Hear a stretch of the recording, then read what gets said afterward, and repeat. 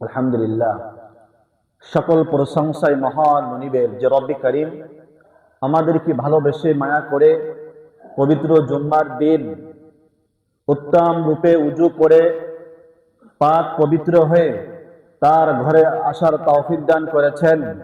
এজন্য সে মহান মনিবের দরবারে দিলের স্থল থেকে উচ্চ আওয়াজে একবার শুকরিয়া পাঠ করছি, আলহামদুলিল্লাহ।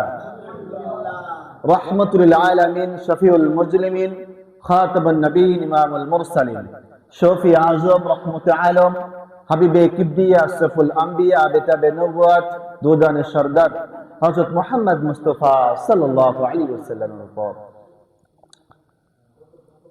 আজকে পবিত্র জুম্মার দিন, আমাদের রমজান অতি নিকটে। রমজানের প্রস্তুতমূলক কিছু আলোচনা, সেই আলোচনা নিয়ে আপনাদের সামনে আজকে উপস্থিত হয়েছি। সূরা কাফ 30 নম্বর আয়াতে আমি আয়াতটি আপনাদের সামনে তেলাওয়াত করেছি। আল্লাহ পাক রব্বুল আলামিন বলেন, ইন্নাল্লাযীনা আমানু ওয়া আমিলুস সলিহাতি ইন্না লা নুদিউ আজরা মান আহসানা আমালা। আল্লাহ পাক রব্বুল আলামিন কি চমৎকার করে বলে দিলেন, নিশ্চয়ই যারা ঈমান এনেছে, নেক কাজ করেছে, ভালো কাজ করেছে, আমি অবশ্যই তাদেরকে পুরস্কৃত করি। সুবহানাল্লাহ। আল্লাহ পাক রব্বুল আলামিন এই আয়াতের কিন্তু শুরুতে বলেছে যে ঈমান আনতে হবে। আমানু, ঈমান আনতে হবে। যার মধ্যে কোনো ঈমান নাই, সে যদি 24 ঘন্টা ইবাদত বন্দেগীর মধ্যে মশগুল থাকে, তাহলে সে কি একটি নেকিও আল্লাহ তাআলার দরবারে পৌঁছাবে? একটা নেকিও কিন্তু আল্লাহ তাআলার দরবারে পৌঁছাবে না। এইজন্য আগে আল্লাহ তাআলা বলেছেন আমানু, ঈমান আনতে হবে। ঈমান আনার পরে নেক কাজ করতে হবে, ভালো কাজ করতে হবে, সৎ কাজ করতে হবে। তাহলে যে ব্যক্তি সৎ কাজ করবে, ভালো কাজ করবে, আল্লাহ পাক রব্বুল আলামিন নিজেই বলছেন, আমি আমার ওই বান্দাকে পুরস্কৃত করি। সুবহানাল্লাহ। তাহলে সে মাওলার ইবাদত করতে হবে। এখন আসেন, আমরা ইবাদত কেন করব? আর যে মাওলার আমরা ইবাদত করব, সর্বপ্রথম যেটা হলো, আল্লাহ পাক রব্বুল আলামিন তার বান্দার উপরে হক আছে। হক আছে না কিনা বলেন? বান্দার প্রতি আল্লাহর হক, আর আল্লাহ বান্দার আল্লাহর প্রতি হক। একদিন একটা হাদিস বর্ণনাকারী সাহাবী হযরত মুআজ রাদিয়াল্লাহু তাআলা আনহু, হযরত মুআজ ইবনে জাবাল রাদিয়াল্লাহু তাআলা আনহু বিশ্বনবী সাল্লাল্লাহু আলাইহি ওয়াসাল্লামের সফরে যাচ্ছিলেন। একটি গাধার পিছনে মুআজ ইবনে জাবাল রাদিয়াল্লাহু তাআলা আনহু বসা ছিলেন। বিশ্বনবী সাল্লাল্লাহু আলাইহি ওয়াসাল্লাম মুআজকে প্রশ্ন করছে, ও মুআজ ইবনে জাবাল, বান্দার আল্লাহর প্রতি কি হক? আল্লাহর বান্দার প্রতি কি হক? মুআজ জবাবে বললেন, আল্লাহু ওয়া রাসূলুহু আ'লাম, আল্লাহ এবং আল্লাহ রাসূল ভালো জানেন।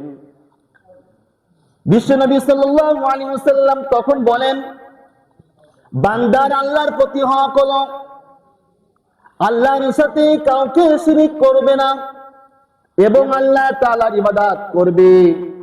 আর যে ব্যক্তি আল্লাহ তাআলার ইবাদত করবে, আল্লাহ তাআলার ইবাদতে মশগুল থাকবে, এরপরে আল্লাহ তাআলা তার বান্দার প্রতি হক হলো গজব আর আযাব থেকে আল্লাহ তাআলা হেফাজত করবে। সুবহানাল্লাহ। তাহলে এক নম্বরে আল্লাহ তাআলার ইবাদতের কারণ।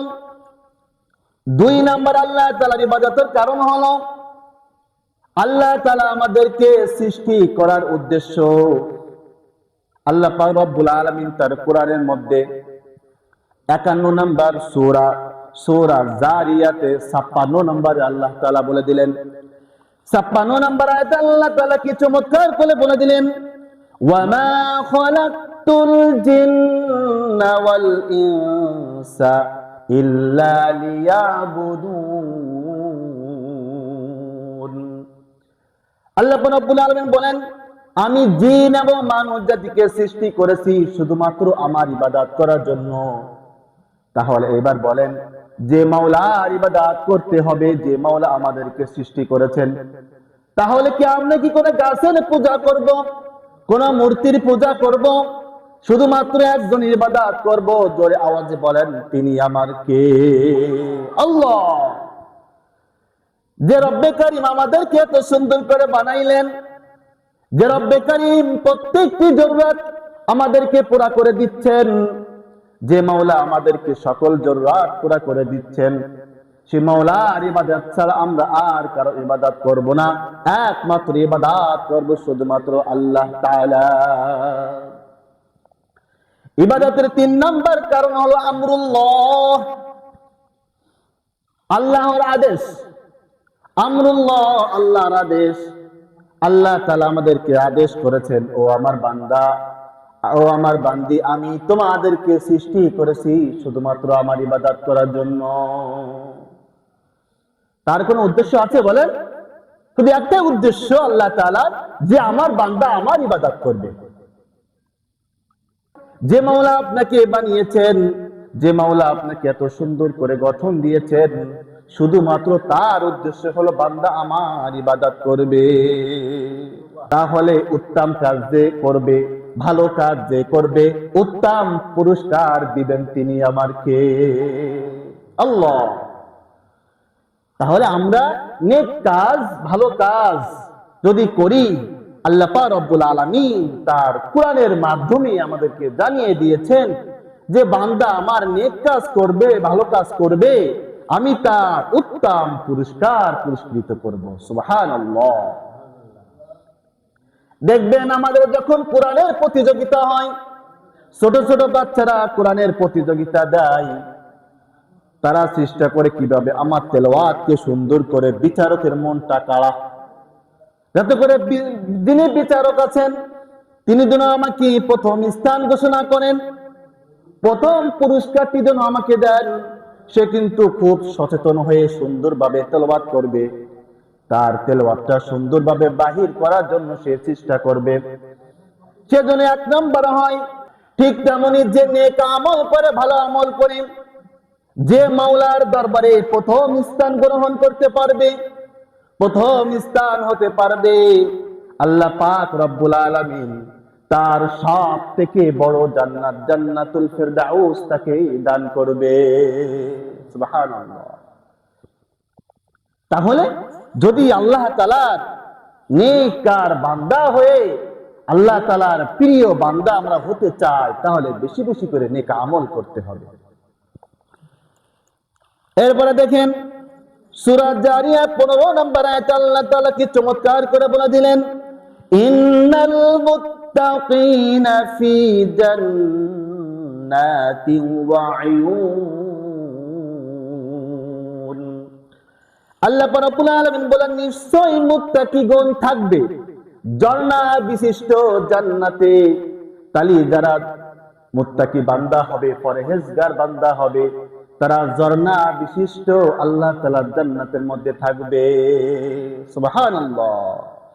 সূরা দুখান 51 নম্বর আয়াতে আল্লাহ তাআলা কি চমৎকার করে বলে দিচ্ছেন, ইন্নাল মুত্তাকিনা ফি মাকামিন আমিন। কিয়ামতের দিবসে মুত্তাকিগণ অবস্থান করবে নিরাপদ স্থানে। যারা মুত্তাকি বান্দা হতে পারবে, নেক আমল করে, নেক কাজ করে যারা মুত্তাকি বান্দা হতে পারবে, কিয়ামতের দিন তাদের কোনো টেনশন থাকবে না, তাদের কোনো ভয় থাকবে না। তারা তো আল্লাহ তাআলা আরশের নিচে ছায়া পাবে, আল্লাহ তাআলা তাদেরকে তো হেফাজত করে রাখবে। আল্লাহ তাআলা বলবে, আমার নেককার বান্দা, আমার প্রিয় বান্দা, তারা দুনিয়াতে সকল লোভ লালসা দূর করে, সকল আরামায়েশ দূর করে শুধু আমার ইবাদতে মশগুল ছিল। আমাকে সন্তুষ্ট করার জন্য তার মনের তামান্না আকাঙ্ক্ষা ছিল, তার মনে এটা আশা ছিল কিভাবে আমি আমার মাওলাকে খুশি করব, আমি আমার মাওলাকে সন্তুষ্ট করব। যে ইবাদত করলে আমার মাওলা খুশি হয়, সে ইবাদত করার জন্য সে বেশি বেশি করে সে ইবাদত করত, এবং যে ইবাদত করলে আমি খুশি হব সে ইবাদত করার জন্য সে চেষ্টা করত।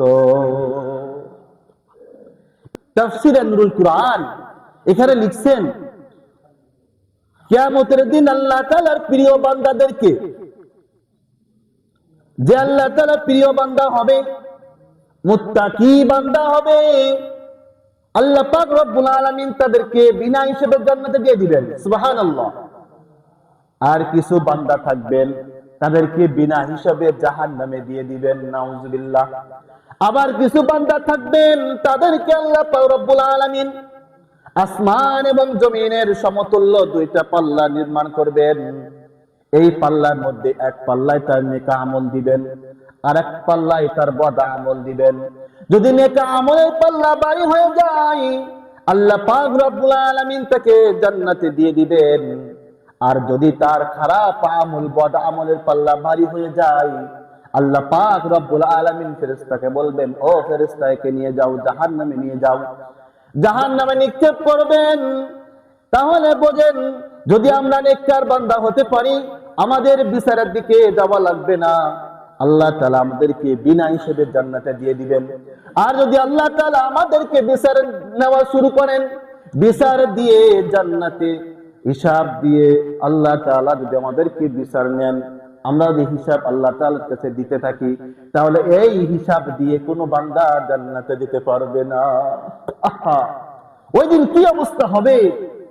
ওয়া আম্মা মান খাফফাত মাওয়াজিনু, আর যার আমলের পাল্লা হালকা হবে, ফাহুম্মুহু হাওিয়া, সে তো পতিত হবে হাওিয়ায়। হাওিয়া হলো জাহান্নামের একটি নাম। এই হাওিয়া থেকে নিক্ষেপ করা হবে। যার আমলের পাল্লা হালকা হবে, সে তো হাওিয়ায় পতিত হবে, ওই জাহান্নামের মধ্যে সে জ্বলতে থাকবে। আল্লাহ, আপনি আমাদের সবাইকে জান্নাতি মেহমান হিসেবে কবুল করে নেন। আমিন। আল্লাহ, আপনি আমাদের সবাইকে জান্নাতি বান্দা হিসেবে কবুল করে নেন। আমিন। আল্লাহ রাব্বুল আলামিন সূরা বাকারা ৮২ নম্বর আয়াতে কি চমৎকার করে বলে দিলেন, ওয়াল্লাযীনা আমানু ওয়া আমিলুস সালিহাতি উলাইকা আসহাবুল জান্নাতি হুম ফিহা খালিদুন। আল্লাহ রাব্বুল আলামিন বলেন, যারা ঈমান এনেছে এবং নেক কাজ করেছে, ভালো কাজ করেছে, তারা জান্নাতের অধিবাসী হবে, আর তারা সেখানে চিরস্থায়ী থাকবে। যে একবার জান্নাতের ভিতরে প্রবেশ করবে, আল্লাহ পাক রব্বুল আলামিন তাকে আর বের করবেন না। আর কিছু বান্দা থাকবেন, তার কিছু নেকিও আছে, তার কিছু গুনাহও আছে, তাকে জাহান্নামের ভিতরে নিক্ষেপ করে তার গুনাহকে তার পাপকে মোচন করে জাহান্নামের ভিতরে নিক্ষেপ করে, তাকে জ্বালিয়ে জাহান্নাম থেকে বের করে তাকে জান্নাতের ভিতরে প্রবেশ করাবে। সুবহানাল্লাহ। যে জান্নাতি হবে তাকে আর জান্নাত থেকে বের করা হবে না। কিন্তু যে মুসলমান, কিন্তু তার কিছু ঈমান আছে, কিছু গুনাহ আছে, দেখা গিয়েছে যে তার গুনার পাল্লা, বদ আমলের পাল্লা ভারী হয়ে গিয়েছে, তো ওইটাকে জাহান্নামের ভিতরে বান্দারে নিয়ে সুন্দর করে জ্বালিয়ে ধুয়ে মুছে সাফ করে এরপরে ওখান থেকে বের করে জান্নাতের ভিতরে দিয়ে দিবেন। সুবহানাল্লাহ। এখন দেখেন, আপনি যে আমল করেছেন, অল্প আমল যদি করেন, সেটাকে আপনি দেখতে পাইবেন। আল্লাহ তাআলা সূরা জিলজালা ৭ এবং ৮ নম্বর আয়াতে কি চমৎকার করে বলে দিলেন, ফামান ইয়ামাল মিসকালা যাররাতিন খায়রান ইয়ারাহ ওয়া মান ইয়ামাল মিসকালা যাররাতিন শাররান ইয়ারাহ। আল্লাহ তাআলা বলেন, ফামান ইয়ামাল মিসকালা যাররাতিন খায়রান ইয়ারাহ, কেউ যদি অণু পরিমাণও ভালো কাজ করে, তাও সে দেখতে পাবে। ওয়া মান ইয়ামাল মিসকালা যাররাতিন শাররান ইয়ারাহ, আর কেউ যদি অণু পরিমাণও খারাপ কাজ করে, তাও সে দেখতে পাবে। এখন আমরা যে আমলগুলো করছি, সেগুলো কিন্তু দেখা যায় না। বদ আমল যেগুলো করছি, সেগুলো কিন্তু দেখা যায় না। কিন্তু সেই দিন বান্দা তার প্রত্যেকটি আমল, নেক আমল, বদ আমল দেখতে পাবে। সর্বনিম্ন ক্ষুদ্র থেকে ক্ষুদ্র যে নেক আমল সেটাও সে বান্দা দেখতে পাবে, ক্ষুদ্র থেকে ক্ষুদ্র বদ আমল সেটাও বান্দা দেখতে পাবে। আল্লাহ রাব্বুল আলামিন জান্নাতে যাওয়ার জন্য তো ওয়াদাও দিয়ে দিয়েছেন। সূরা তাওবা 72 নম্বর আয়াতে আল্লাহ তাআলা কি চমৎকার করে বলে দিলেন, ওয়াদাল্লাহুল মুমিনিনা ওয়াল মুমিনাতি জান্নাতিন তাজরি মিন তাহতিহাল আনহারু খালিদিনা ফিহা। আল্লাহ পাক রব্বুল আলামিন মুমিন পুরুষ, মুমিন নারীদের জন্য জান্নাতের ওয়াদা দিয়েছেন। সুবহানাল্লাহ বলেন। তাহলে যে ব্যক্তি মুমিন হবে, মুমিন বান্দা এবং মুমিন পুরুষ, মুমিন নারীদের জন্য আল্লাহ তাআলা জান্নাতের ওয়াদা দিয়ে দিয়েছেন। তার নিজ দিয়ে প্রবাহিত হবে নহর সমূহ, তারা সেখানে চিরস্থায়ীভাবে থাকবে, সেখান থেকে তাদেরকে বের করা হবে না। তাদেরকে জান্নাতের ভিতরে প্রবেশ করানোর পরে ওখান থেকে তাদেরকে আর বের হতে হবে না। তাহলে যে ব্যক্তি মুমিন পুরুষ হবে আর মুমিন আল্লাহ তাআলার বান্দি হবে, বান্দা বান্দি, মুমিন বান্দা বান্দিদেরকে আল্লাহ রাব্বুল আলামিন জান্নাতের ওয়াদা দিয়ে দিয়েছেন। সুবহানাল্লাহ। বুখারী শরীফের হাদিস 6783 নম্বর হাদিস। বিশ্বনবী সাল্লাল্লাহু আলাইহি ওয়াসাল্লাম ইরশাদ করেছেন, আমার প্রত্যেকটি উম্মাত জান্নাতে প্রবেশ করবে, কিন্তু ওই সকল অবাধ্য উম্মাত ছাড়া। সাহাবাগণ আরজ করলেন, ইয়া রাসূলুল্লাহ সাল্লাল্লাহু আলাইহি ওয়াসাল্লাম, কারা সে অবাধ্য? বিশ্বনবী সাল্লাল্লাহু আলাইহি ওয়াসাল্লাম উত্তরে বললেন, জবাবে বললেন, যারা আমার অনুসরণ করেছে তারা আমার ওই সকল উম্মতেরা জান্নাতের ভিতরে প্রবেশ করবে। আর যারা আমার অনুসরণ করে নাই, আমার অবাধ্য হয়েছে, আমার অবাধ্য উম্মত, আমি তাদেরকে বলছি তারা জাহান্নামী হবে।